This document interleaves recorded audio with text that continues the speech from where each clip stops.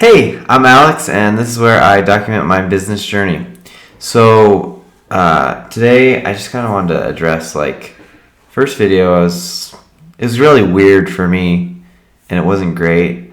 Just kind of talking to myself essentially, and you guys who end up watching this. But this is getting easier already. This is only the third video, and I'm not as worried or anxious. The first day I literally sat and stared at the screen before pressing the record button for like a solid 5-10 minutes, and that's not really the case now. I'm kind of just talking about what's going on in my mind. I've started to write down little things during the day, just like, okay, this would be a good talking point. I could talk about this. And with that, we can kind of move on to like what's happening in the business, what we're working on. And so right now we're talking to manufacturers trying to get a solid product that we can actually start selling. We have a Shopify page set up, and that's pretty much just a landing page to collect email addresses. The plan is to take our product once we get it and sell it on Amazon FBA.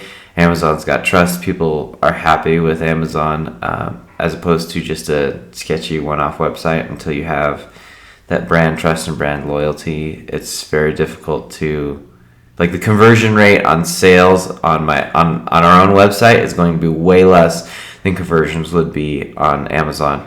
And so initially we're going to start with Amazon. Eventually we'll open up the Shopify page more, but right now it is literally just a email catcher. So the strategy for that is we're trying to build a pre-launch list. So before we actually launch the products, we're going to just collect emails so that we can start regularly blasting out emails like a week before the launch. So like a month before the launch, send a gentle reminder. A week before the launch, send a reminder. And the last 3 days, you send a reminder each day. And then the last day of the launch, you want to send one like 2 hours and 1 hour before, and then one during the actual launch. Because you don't know when someone sees that email. It might get a little annoying, but the point is that they already gave us their email. They know we're gonna email them and contact them, and they're also excited about the product. So it shouldn't be a drain on goodwill, so to speak, doing that. And so that's kind of where we're at the business. The things we're going to start doing to like drive traffic so we can collect those emails and get some hype around the product, get some initial sales is we're going to start doing this, but more product focus, and just kind of talk about what's happening in the business, what we're doing, things we're struggling with. There's already been a fair bit of struggles just trying to get the right formula for the product. We have a really good idea of what we want in the product, but what we want and what manufacturers are willing / okay to do, because they're considering different things like shelf stability for one, and then they're looking at the raw goods prices. And so while the idea is to find the perfect balance between something that's going to do really, really amazing, that is really going to... So the first one's a body oil. And so there's a dichotomy between making a body oil that actually works really, really well, and one that is lower in cost to manufacture. I think we're okay with it costing more as long as it's a premium product, because that's who we're going after. There's no market benefit to being the second lowest priced person. There's only benefit to being the lowest priced person, which means you have to find some innovative way to do it cheaper than everyone else. That's not us. So the only other benefit is being the most expensive on the market. And so that's the goal. We're going after premium stuff. Our product is premium, and we want it to feel premium. So that means we're going to probably have to spend more on manufacturing, but that's okay, because most of that value that is created by using premium products in the body oil will mean that the customer is okay with spending more because they get that value passed along to them. And then one other thing that I kind of wrote down that I wanted to talk about is like blue ocean strategy. I haven't read the book. It's called Blue Ocean Strategy. And from kind of what Russell Brunson talks about in his book about it, it's basically you want to go places that people aren't already selling. You could join the cereal, and join the cereal aisle, but you're going to be drowned among hundreds of other cereals that are trying to sell to the same people, as opposed to go somewhere absolutely new, create your own aisle, essentially.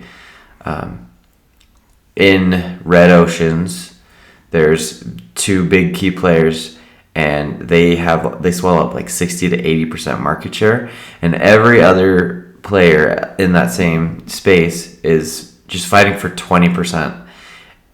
We don't want to do that. That's hard. That's difficult. It becomes like a shark-infested waters where everyone's ravenous and there's really not much scraps left over. There's not market share that we can capture.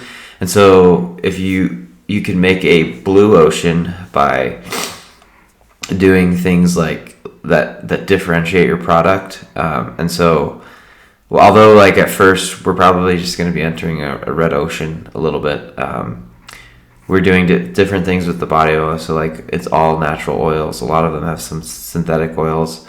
And there's not like huge benefit to that necessarily, other than that we can market it as totally natural. So the people who do care about not using synthetic products get that. And so there's that. But eventually my idea is kind of that we can package several pregnancy products together to make like a really, really high value package. And along with that, we're going to have like all kinds of advice and testimonials basically to increase the value. So for what Alex Hormozi says, if you make an offer so good that people feel stupid saying no, you got to hit basically. And so I think we can do that, but not with just one product. It has to be like a suite of products.